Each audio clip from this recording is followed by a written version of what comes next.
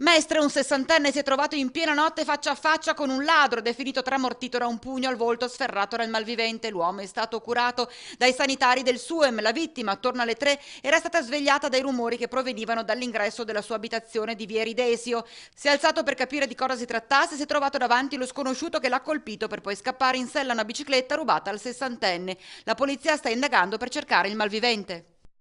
Il vescovo di Chioggia, Monsignor Adriano Tessarollo, tuona contro il gioco d'azzardo. Evidentemente, dichiara l'alto prelato, soldi ce ne sono ancora tanti o semplicemente i pochi che si hanno si preferisce spenderli tentando la fortuna e attacca quelli che definisce imprenditori dello sfruttamento, Stato compreso, che portano avanti un'attività per loro più che redditizia che va a minare il già delicato equilibrio di tante, troppe persone che a fatica arrivano a fine mese. I miraggi, afferma Monsignor Tessarollo, avvengono oggi più nelle città che nel deserto.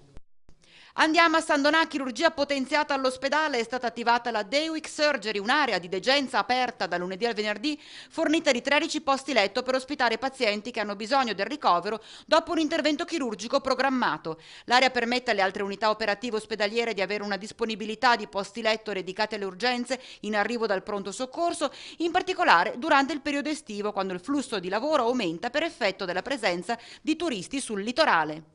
Mestre, arriva all'amministrazione comunale da parte dell'opposizione la richiesta di ampliamento degli spazi dedicati alle celebrazioni funebri in forma civile, dando quindi a tutti i cittadini del territorio veneziano la possibilità di avvalersi di questo servizio nel rispetto del fondamentale diritto di uguaglianza sancito dalla Costituzione. Già un mese fa era stata promossa una raccolta di firme volta a chiedere al sindaco l'apertura in città e nelle sue articolazioni di adeguate sale del commiato.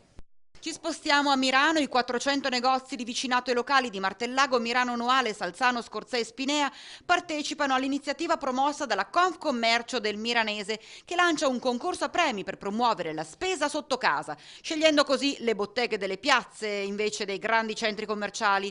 L'iniziativa partirà sabato 21 maggio e terminerà il 30 luglio. Il montepremi complessivo ha un valore di oltre 7.000 euro, il primo premio è di 1.500 euro. L'obiettivo è il rilancio dei centri cittadini con i loro negozi di vicinato.